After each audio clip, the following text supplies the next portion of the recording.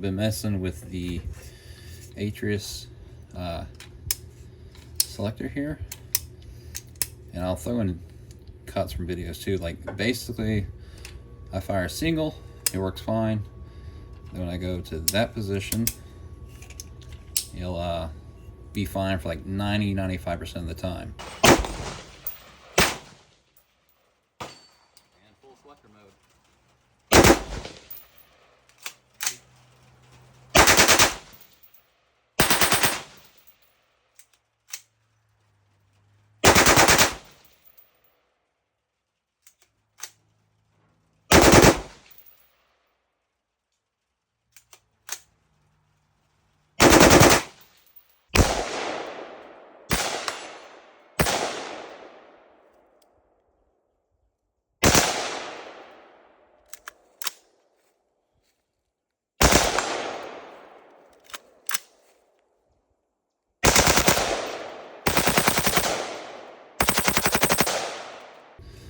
Someone put a video out where they were talking about, oh, you got to hold the hammer down is what it is.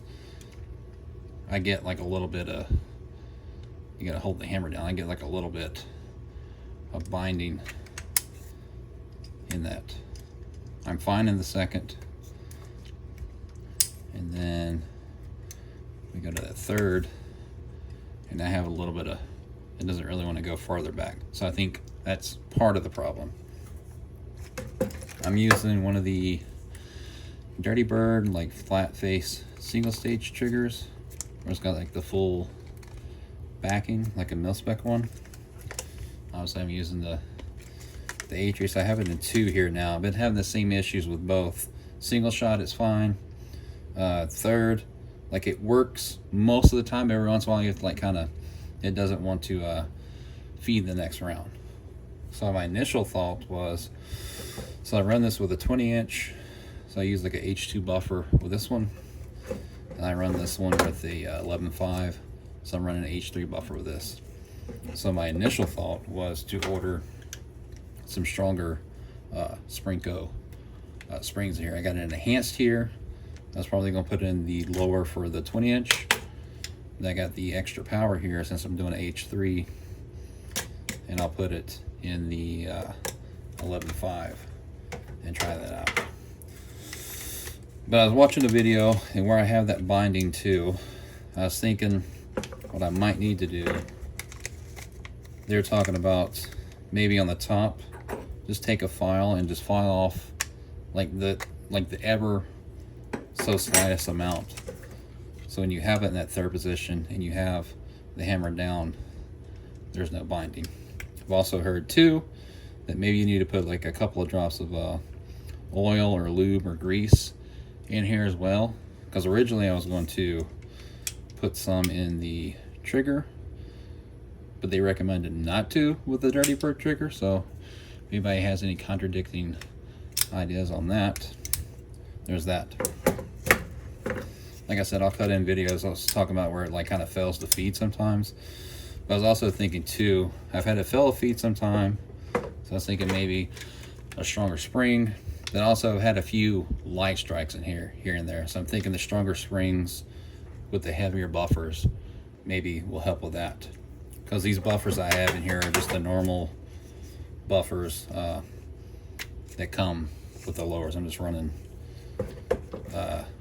just PSA lowers essentially. Also, there's another thing as well. This might have been from the Super Safety. I've been running it a lot for the last 6 months, but it might be from this too. If you can see on this one, there's like an ever so slight bit of like wear here. So I went and bought one of these today. So I'm gonna like kind of, I'll measure it. I may mill out like maybe like a millimeter or so here to make sure there is clearance with that. But like I said, I'll mill off like ever so slightly with the flat file on top of here. Then I'll put this video together, cut it. Hopefully it works well. That's my thesis as of now. I need stronger springs. I already have the heavier buffers. And like I said, I got like the binding in the third position. when you hold the hammer down. So like I said, I might need to mill ever slightly so much off of the Dirty Bird, and also put some lube in there. So this is my working theory as of now. I'll try to work on this hopefully this week and flush it out, but that's what it is for now. So hopefully this will help. If anybody has any other ideas, you can let me know in the comments.